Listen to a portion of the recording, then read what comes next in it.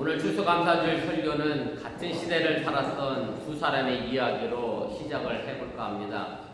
그런데 같은 시대를 살았던 사람은 단지 두 사람만은 아닐 겁니다. 사실 이것은 지금도 마찬가지입니다. 지금도 우리는 각자 위치에서 같은 시대를 살아가는 사람들 가운데 한 사람인데 나는 과연 어떤 삶의 가치와 태도를 가지고 있는지 한번 생각해 보자는 취지로 제가 설교를 시작을 하겠습니다. 초대교회 당시 한 사람은 그 당시 세계를 지배하던 로마 제국의 황제입니다. 15년 동안 황제 노릇을 했고요. 그가 살던 왕궁은 복도의 길이만 약 1마일이 될 정도로 어마어마하게 큰 왕궁에서 살았습니다. 왕궁의 벽은 각국에서 보내온 상아와 자개로 호화롭게 장식이 되어 있고, 그리고 문을 열고 들어오면 천장에서 향수 뿌리는 샤워기가 설치가 되어 있어서 자동으로 향수가 뿌려지도록 설계해 놓은 그런 장치가 있었습니다. 그리고 그 사람이 타고 다니는 조랑말에는 은으로 만든 신발을 신겼고요. 그리고 그가 행차할 때는 언제나 1000명 정도의 수용원이 그를 뒤따라 수행을 나갔습니다. 옷이 너무 많아서 한 번 입은 옷은 두 번 다시 입지 않았고요. 이처럼 많은 세상의 부귀와 영어와 권세를 한 몸에 누리며 그렇게 살았습니다. 그럼에도 불구하고 이 사람은 만족하지 못했습니다. 결국 행복하지도 못했습니다. 그 허무함을 이기지 못해서 스스로 목숨을 끊었습니다. 이 사람은 바로 로마 제국의 네로 황제의 이야기입니다. 또 한 사람을 생각해 봅니다. 그는 네로 황제와 같은 시대를 살았습니다. 그도 한때는 누구 못지않게 세상에 대하여 큰 야망을 가진 사람이었습니다. 그러나 그는 하나님의 은혜를 체험하게 됩니다. 예수를 믿는 사람을 체포하기 위하여 다마스커스로 가는 도중에 부활하신 예수를 만나고 나서 그는 새 사람이 됐습니다. 그래서 과거의 세상적인 자랑거리와 야망과 정욕을 배설물처럼 여겼다라고 성경은 기록합니다. 그리고 그는 주의 복음을 전한 일에 전력을 다했습니다. 인간적인 시각으로 본다고 하면 매우 곤고한 삶을 살았던 사람입니다. 생명의 위협도 겪었습니다. 매를 많이 맞기도 했습니다. 감옥에 갇히기도 했습니다. 쇠사슬에 매인 적도 있습니다. 그럼에도 불구하고 그에게는 형용할 수 없는 기쁨과 감사가 넘쳐났습니다. 그래서 성경에 감사라는 단어를 가장 많이 쓴 사람은 바로 이 사람입니다. 이렇게 말씀을 드리면 여러분들은 이 사람이 누구인지 금방 아셨을 것인데 바로 사도 바울입니다. 네로 황제, 그는 너무나 많은 것을 받고 살았습니다. 그러나 그는 받은 은혜를 몰랐습니다. 물론 하나님의 은혜도 깨닫지를 못했습니다. 그는 황제로서의 당연한 권리라고 생각했습니다. 그러니 감사할 리가 없습니다. 당연하다고 생각한 곳에는 절대 감사는 존재하지 않습니다. 진정한 감격과 감사는 수고하는 사람의 몫이 되어집니다. 감격이 없는 메마른 네로 황제의 삶은 허무였기 때문에 결국 그의 삶은 불행으로 마무리가 됩니다. 하지만 사도 바울은 인간적인 측면에서 본다면 대단히 적게 받고 살았습니다. 아니, 받은 것은 고난뿐이었다라고 해도 틀린 말이 아닙니다. 그러나 사도 바울은 성경 속에서 슬픔이나 불평이나 원망이라는 단어를 남기지 않았습니다. 그는 감사와 기쁨이라는 단어를 가장 많이 남겼고 그의 세계는 감격과 감사로 연결되어져 있었다는 말씀입니다. 이 두 사람의 차이가 무엇일까를 생각해 보면 그렇게 복잡하지는 않습니다. 값어치가 있는 인생을 살았느냐 아니냐의 차이입니다. 값진 인생을 살기 위해서는 그만한 값을 치러야 합니다. 이것이 어찌 보면 불변의 진리이기도 합니다. 심는 대로 거두는 것이 우리 인생이기 때문에 그렇습니다. 그래서 사도 바울은 값을 치렀기에 그 값만큼이나 감격스러운 삶을 살았고 감사가 넘치는 삶을 살았고 결국 감사라는 것은 우리 인생의 삶의 완성이다라고 그렇게 표현할 수 있을 겁니다. 그런데 값진 삶이란 무엇인가를 우리는 물어봐야 합니다. 적어도 내가 그리스도인이라고 한다면 두 가지 입장에서 이 값진 삶을 생각해 봐야 합니다. 하나는 자기 중심의 삶이냐 아니면 내가 하나님 중심의 삶을 사느냐의 차이를 우리가 생각해 봐야 한다는 말씀입니다. 네로는 자기 중심의 삶을 살았습니다. 권력이든 명예든 소유라고 하는 자기 중심의 삶에 그냥 눌러 앉았습니다. 그러기에 언제나 채워지지 않는 자기 욕심에 감사가 들어올 틈이 없었습니다. 그러나 바울은 하나님의 중심으로 살았습니다. 하나님의 뜻을 찾았던 사람입니다. 값진 삶을 위하여 혼신의 삶을 다했습니다. 그러기에 그곳에 감사와 감격 그리고 피와 땀 그리고 마지막 죽을 때까지 그의 삶은 감사가 넘쳐나게 됐다는 그런 말씀입니다. 사도 바울은 자신의 마지막 편지 디모데후서 4장 7절에서 8절에서 마지막 삶을 감격하며 이렇게 고백을 합니다. 우리 함께 좀 읽어보겠습니다. 뉴스는 영어로 봐도 괜찮습니다. 함께 읽습니다. 나는 선한 싸움을 싸우고 나의 달려갈 길을 마치고 믿음을 지켰으니 이제부로는 나를 위하여 그의 면류관이 예비되었으므로 주 곧 의로우신 재판장이 그날에 내게 주실 것이며 내게만 아니라 주의 나타나심을 사모하는 모든 자에게니라. 선한 싸움이라는 값을 치는 사도 바울의 삶, 하나님 중심으로 산 바울의 삶에는 그래서 감사가 넘쳤고 바울은 진정한 감사의 삶을 살았던 사람이라 그렇게 말할 수가 있습니다. 제가 이렇게 말씀을 드리면 여러분들 모두가 다 그리스도인들이기 때문에 네로보다는 바울의 삶에 아마 아멘 할 겁니다. 그런데 그게 그렇게 쉽지가 않고 마음을 그렇게 쓰기가 쉽지가 않고 우리가 또한 그렇게 살아내기가 쉽지 않음을 우리 스스로가 너무나 많이 잘 알고 있습니다. 항상 하나님 중심보다는 내 중심을 생각할 때가 많이 있었다는 사실입니다.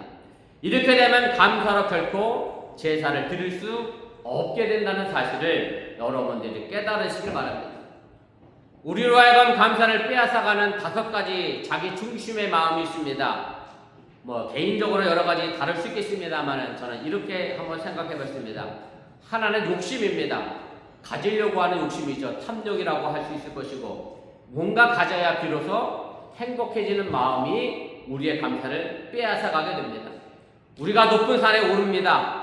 확 트인 정상에서 심호흡을 하며 아래를 내려다봅니다. 나지막한 야산과 들판의 경치가 참 아름다운데 참 아름답다까지 느끼면 좋은데 미국은 거의 그럴 일 없는데 한국의 산에 올라가면요 그런 경험 많이 있습니다. 한국의 남산에 딱 올라가잖아요. 그 밑으로 빌딩이 얼마나 많은데요. 근데 아우 야경 좋다 빌딩 멋있다 그래놓고서 속으로 그 다음 생각을 하잖아요. 오늘 아침에 홍경에도 버스 저랑 같이 차 타고 나오는데 그러더라고요. 어번에 집을 이렇게 많이 짓는데 내 집은 왜 없지?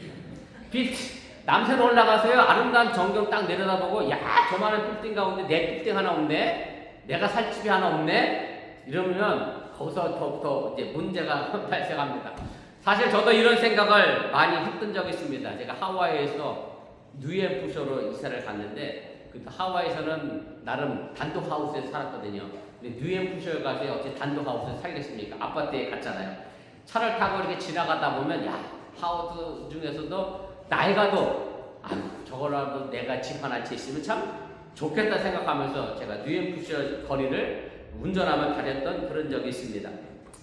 두 번째 자기 중심의 마음은 성취욕입니다. 뭔가 나타난 결과만을 이제 중시하게 됩니다. 그래서 결과가 나쁘면 과정의 모든 수고를 무의미하게 만들며 생각합니다. 그런데 지금 우리의 삶은 내가 겪은 삶의 과정의 결과물이고 지금 내가 어떤 삶의 여정을 살아가느냐가 결국 나의 마지막 인생의 결과물이 된다는 사실을 여러분들이 잊지 마시기 바랍니다. 세 번째로 감사를 빼앗는 것은 자기 중심의 마음 속에 질투입니다. 내가 넉넉함에도 불구하고 자꾸 남을 질투하고 시기합니다. 내가 못 살아서가 아니라 남이 나보다 잘 살아서가 이제 불만입니다. 이렇게 되면 감사가 생길 수가 결코 없습니다. 네 번째는 분노입니다. 자기 마음을 다스릴 줄 모른다라고 하는 얘기고 분노를 못 이겨 하지 말아야 할 말을 하게 되고 해서는 안 될 말을 하게 되고 해서는 안 될 행동을 하고 나서 금방 후회하고 괴로워합니다. 이런 사람에게는 인내가 주는 감사 또한 존재할 수가 없습니다. 마지막으로는 교만입니다. 잘된 일에 언제나 나를 중심에 두기 때문에 자기가 혼자 뭔가 이루었다라고 생각합니다. 자기 노력으로 뭔가 되었다고 여겨집니다. 모든 것이 자기 노력이니 받은 은혜가 없다고 생각하니 당연히 여기에는 감사가 존재할 수 없다는 얘기입니다. 이 5가지 자기 중심의 마음을 떠나지 않고서는 우리가 삶의 감사와 감격, 평안은 없다라고 하는 얘기입니다. 사도 바울은 고린도전서 15장 31절에서 이렇게 말합니다. 나는 날마다 죽노라. 사도 바울이 날마다 죽인 것은 바로 이런 5가지의 자기 중심의 마음이었을 겁니다. 바로 여기서 사도 바울은 자기 중심의 마음을 죽였기 때문에 하나님 중심의 삶으로 옮겨지게 되었고, 그렇게 거듭난 마음, 그렇게 거듭난 삶에 가치 있는 감사의 삶을 만났다라고 하는 말씀입니다. 그렇다라고 하면 과연 하나님 중심의 삶, 하나님의 뜻을 참는 삶, 이 값진 삶, 그렇기에 감격이 있고 감사가 있는 하나님 중심의 삶의 근거는 과연 무엇일까 하는 겁니다. 저는 오늘 그 해답을 시편 50편 기자가 쓴 이 시에서 그 대답을 찾고자 합니다. 오늘 우리가 함께 읽은 본문이 바로 기쁨과 감사와 감격의 삶의 근거를 우리에게 대답해 줄 것이다 라고 하는 말씀입니다. 제가 지난 설교 시간에 모든 성숙한 종교는 고난의 질문에 대하여 답을 내준다라는 말씀을 드렸습니다. 그러면서 우리 기독교에는 그 중심에 십자가의 고난이 있고 그 십자가가 우리에게 고난에 대한 답을 준다라고 말씀을 드렸는데 기억에 나시는지 모르겠습니다. 오늘 우리가 읽은 이 본문의 말씀에 대해 우리가 진지한 질문을 던지고 그 질문에 대한 대답을 들어야 하나님의 말씀이 내게 의미가 있다고 하는 사실을 여러분들이 결코 잊지 마시길 바랍니다. 오늘 우리가 읽은 본문이 포함된 시편 50편을 쓴 사람은 아삽이라고 하는 사람입니다.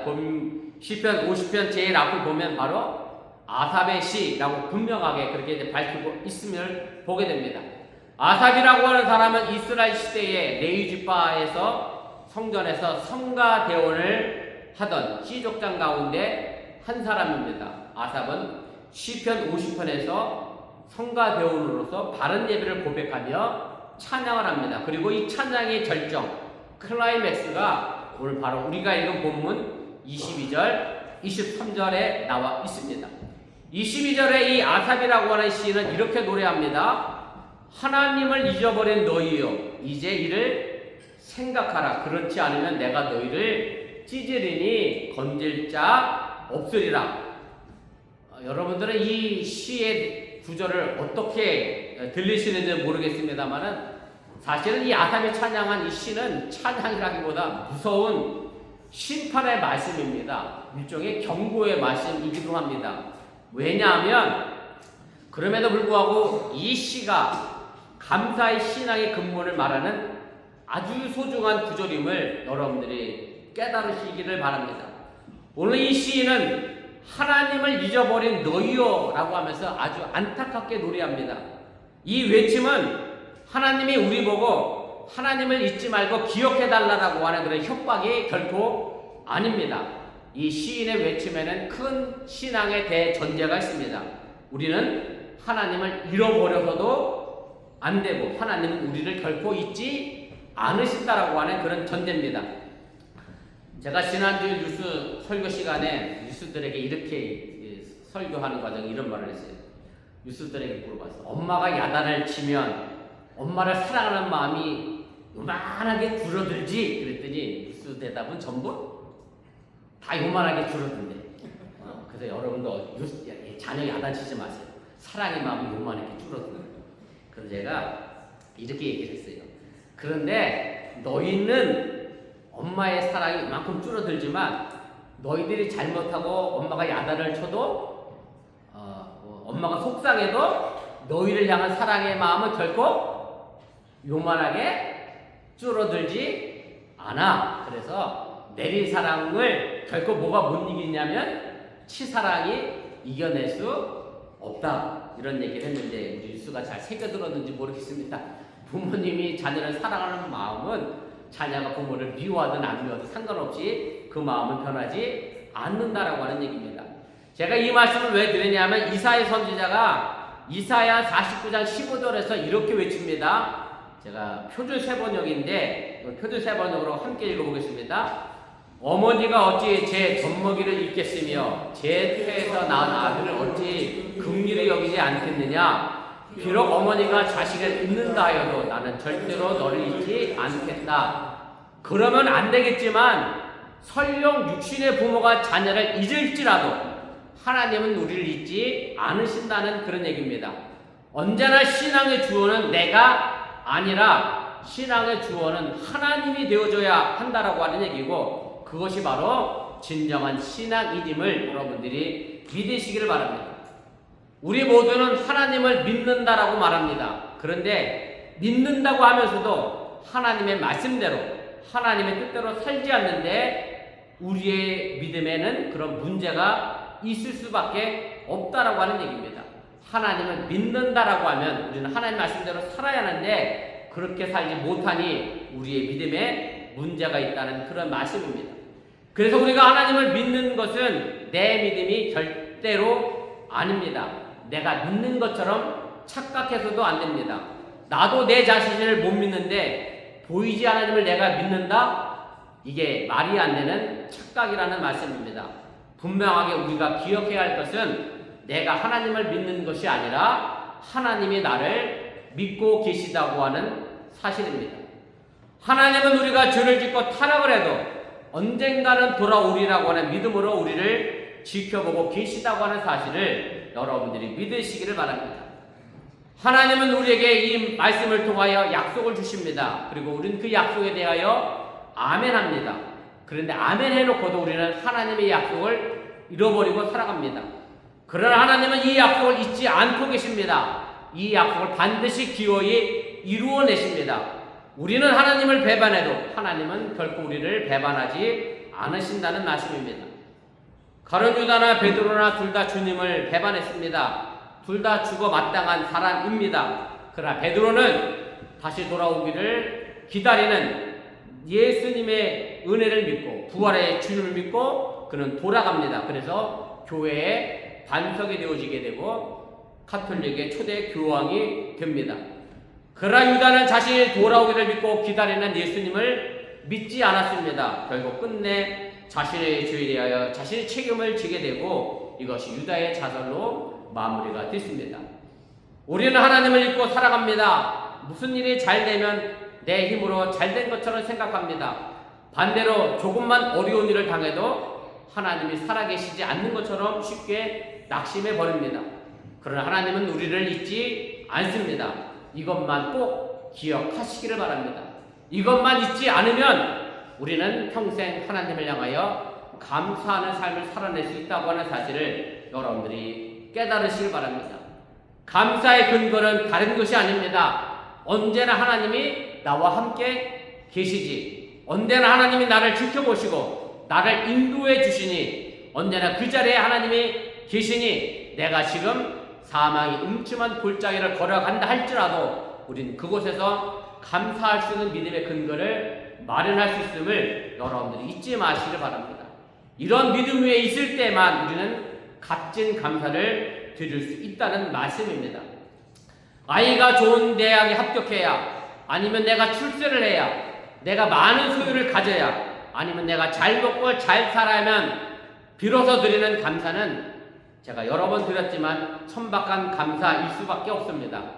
내가 어떠한 위치에 있든 간에 하나님의 지켜주심과 나를 향한 하나님의 뜻이 있음을 믿는 믿음에서만이 삶 전체가 감격으로 다가올 때 그것이 진짜 감사가 되고 값진 감사가 된다는 그런 말씀입니다. 단지 잘 될 때만 드리는 감사는 싸구려 감사일 수밖에 없습니다. 고난 중에 실패 속에서 감사, 질병 속에서 드리는 값진 감사로 드려질 때 그것이 성숙한 감사가 될 수 있다는 그런 말씀입니다. 이런 경우를 좀 한번 생각해 보시기를 바랍니다. 아이가 대학에 떨어졌다 한번 가정해 보시면서 이 말씀을 좀 드려보면 어떨까 싶습니다. 지난주에 제가 하와이에서 목회할 때 만났던 아기가 11학년에 대해서 에모리의 어울리 디시전을 집어넣고 에모리 투어를 하고 학교를 둘러보고 갔습니다. 아이고 요만한 어떤 애가 아가씨가 돼서 나타났는데 저를 기억하고 있더라. 자기가 나를 늘 끼워놨던 것을 기억을 하는데, 근데 이 아이가 에모리에 놓는데 대학에 떨어졌다 한번 생각해 보시길 바랍니다. 그럼 부모의 마음이 어떤 심정일까 생각해 보면 당연히 뭐 실망하고 하나님께 원망을 할 수 있겠죠. 어찌 보면 이것이 우리 삶의 모습이고 우리의 믿음이라고 할 수가 있을 겁니다. 그런데 제가 아는 이 집사님, 아이의 아빠는 권사님이 되셨다. 그때는 성도였는데, 아주 젊은 성도였는데 벌써 권사가 됐어. 아이가 떨어져도 그 다음 주일에 감사 헌금을 할 그런 분들이라고 저는 생각하고 또한 믿습니다. 그리고 그 감사의 내용은 이분들이라고 하면 이렇게 감사할 수 있을 것 같다라고 제가 혼자 스스로 생각해 봤습니다. 우리 아이가 에모리에 떨어져서 자기 실력을 알게 해주셔서 교만하지 않게 하심을 감사합니다. 이 부분은 저는 충분히 이렇게 감사할 수 있는 그런 분이라고 제가 생각을 합니다. 사실 이런 감사가 성숙한 감사입니다. 붙을 때만 하나님의 은혜가 있는 것이 아니라 오히려 떨어졌을 때도 여전히 더 큰 하나님의 은혜가 있음을 우리는 결코 잊어서는 안 된다라고 하는 얘기고, 이것을 잊지 않는 사람은 항상 감사로 제사를 드릴 수 있는 사람이 된다는 사실을 여러분들이 믿으시기를 바랍니다. 그래서 아삽은 오늘 시의 결론을 23절에서 이렇게 내립니다. 이 감사를 바로 예배로 옮기고 있습니다. 23절은 감사로 제사를 드리는 자가, 오늘 찬양단이 열심히 찬양했는데 그 의미를 되새기면서 찬양했는지 잘 모르겠습니다만은, 예배는 좋은 때만 드려지는 게 아니라고 하는 얘기고요. 어떤 상황에서나 예배는 계속되어야 한다는 얘기입니다. 예배는 삶 전체가 드려진다는 그런 말씀입니다. 그리고 나서 이런 얘기가 나와요. 감사로 제사를 드리는 자를 두고 그 본문 중간에 보면 그 행위를 옳게 하는 자라고 설명합니다. 이 말은 하나님 앞에서 그 행위가 옳다고 인정을 받는다는 뜻입니다. 우리가 성공을 하든 실패를 하든 거기에 하나님의 뜻이 무엇인가를 찾는 것, 이것이 바로 옳다는 얘기입니다. 이것이 바로 또한 예배라고 하는 말씀입니다. 어떤 상황이건 하나님께서는 우리를 잊지 않으십니다. 우리의 실패와 우리의 낙심, 그것은 하나님의 심판이 아니라 우리를 하여금 다시금 새롭게 하시려고 하는 하나님의 뜻이 담겨져 있다는 얘기입니다. 이 뜻을 찾는 것이 예배이고, 그런 의미에서 예배란 그 뜻을 찾아 나가는 것이고, 그 뜻 속에서 우리를 향한 하나님의 은혜의 손길이 있음을 믿으며 드려지는 것이 진정한 의미의 예배라고 하는 얘기고, 그래서 예배는 감사로 드려질 수밖에 없다는 사실을 여러분들이 믿으시기를 바랍니다. 여러분은 오늘 이 추수감사 예배를 드리기 위하여 어떤 마음으로 이 자리에 와 계신지 모르겠습니다. 단지 지난 한 해를 통해서 좋은 일을 두고 감사하고자 이 자리에 왔다고 하면 그냥 평범한 감사의 수준에 머물 수밖에 없을 겁니다. 그런데 만약 내가 올 해를 돌아보면서 좋은 일이 없었어요. 오늘 추수감사 예배는 그래서 교회력에 의하여 억지로 드려지는 형식적인 예배에 그렇게 되면 불과할 수밖에 없을 겁니다. 그렇다고 하면 아직 우리의 신앙은 우리의 삶을 값진 곳으로 만들어내지 못하게 됩니다. 우리가 받은 슬픔, 우리가 받은 고난, 아픔이 오히려 우리의 삶을 값게 만드는 하나님의 은혜임을 여러분들이 잊지 마시길 바랍니다. 그리고 그 슬픔과 아픔 속에 있는 하나님의 뜻을 찾는 감사 예배가 되어야 함을 여러분들이 믿으시기를 바랍니다. 제가 여러 번 말씀을 들었는데 감사는 영어로 땡크입니다. 안 되는 영어 발음이니까 죄송합니다. 근데 이것은 제가 어원이 어디라고 늘 말씀드렸죠? think에서 왔다고 말씀을 드렸습니다. 생각하지 않으면 감사는 나올 수 없다는 그런 뜻입니다. 생각하고 깨달아야 감사할 수 있다고 하는 얘기입니다. 고난조차 깊이 생각하면 그 안에서 감사의 제목이 만들어집니다.